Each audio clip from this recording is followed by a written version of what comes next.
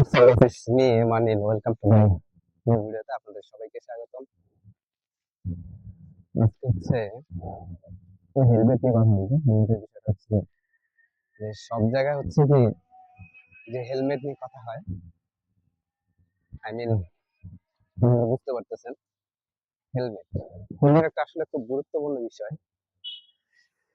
এখন হেলমেট আপনার কোথায় কোথায় পরা হয় সেটা আপনার ভালোভাবে জানেন। গাড়িতে চলতে গেলে হেলমেট করতে হয়, কাজে থাকলে ঝুঁকিপূর্ণ জায়গায় কাজ করলে, কনস্ট্রাকশন যে কাজগুলো আছে সেগুলো কাজ করলে আপনাকে হেলমেট করতে হয়। এন্ড আদার্স আরো কাজে হেলমেট করতে হয়। আপনি যখন নতুন বিয়ে করবেন তখনকার একটা হেলমেটের বিষয় কাজ করে। এখন যেমন হচ্ছে আপনি আপনার ওয়াইফকে নিয়ে যাচ্ছেন, তো আপনাকে অবশ্যই আপনার ওয়াইফকে হেলমেট পরাতে হবে এবং আপনাকেও হেলমেট পরতে হবে। তো এই জন্য আর কি যে হেলমেট কিন্তু সবচেয়ে বেশি গুরুত্বপূর্ণ। আপনি যে অবস্থানে থাকেন, যেখানেই থাকেন, এই হেলমেটটা হচ্ছে সবচেয়ে বেশি গুরুত্বপূর্ণ।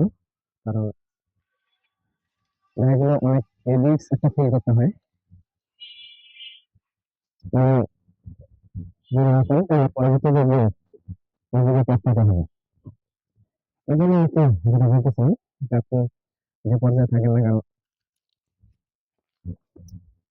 মানে হেলমেট কিন্তু সবসময় ইউজ করতে হবে। হেলমেট কিন্তু এইটা দেওয়া যেতে হচ্ছে আপনি ক্ষতির সম্মুখীন হবেন, নাহলে আরো সম্মুখীন হবেন।